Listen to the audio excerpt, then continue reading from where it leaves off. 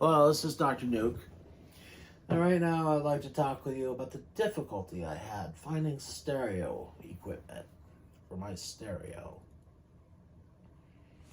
My stereo system that I have at my home is the old type of stereo.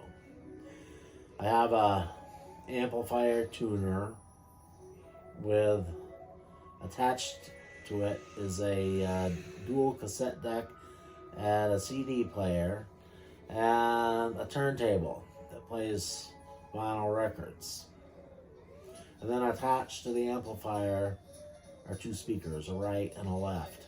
The amplifier does have a place to plug in a B set of speakers, so I can actually hook up 4 speakers to it if I wanted to, if I had 2 more speakers. But 2 speakers is enough. But the CD player and the tuner amplifier that I have now replaced units that I had previously that were not totally functional. One of the discs on the 5-disc changer I had before didn't work, and I couldn't get the radio to work on my amplifier tuner, so I replaced them. But I had a devil of a time finding the equipment. I ended up having to spend about $500 for the 2 pieces of equipment, and I had a hard time locating units of the sort that I needed to plug into my stereo. I needed separate components designed to plug in to an old-fashioned component stereo system. It turns out that when I was looking for this, and even more so now probably, such equipment was hard to come by. Because now people listen to their music with earbuds. I do that too now, but I do want to have a proper stereo system, even though I do resort to earbuds to listen to my music with the phone.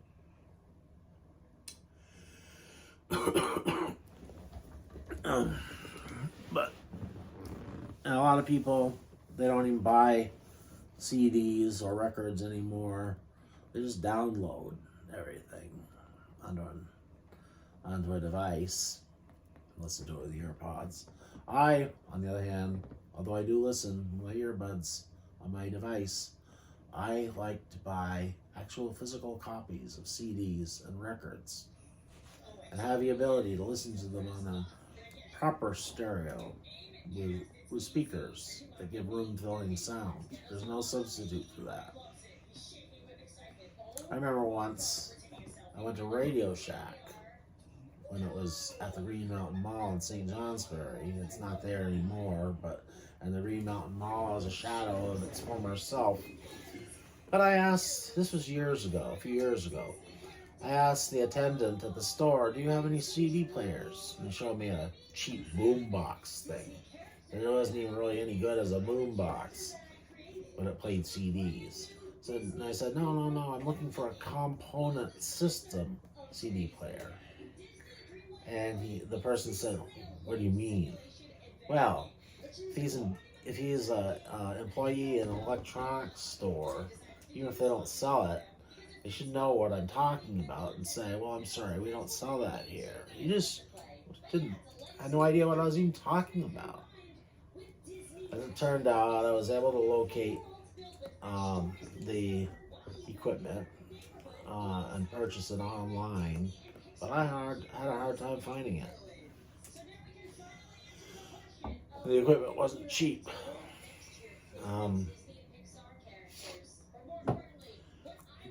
Maybe if I had a lot of money, I would build a factory that makes that kind of equipment. Or how about this?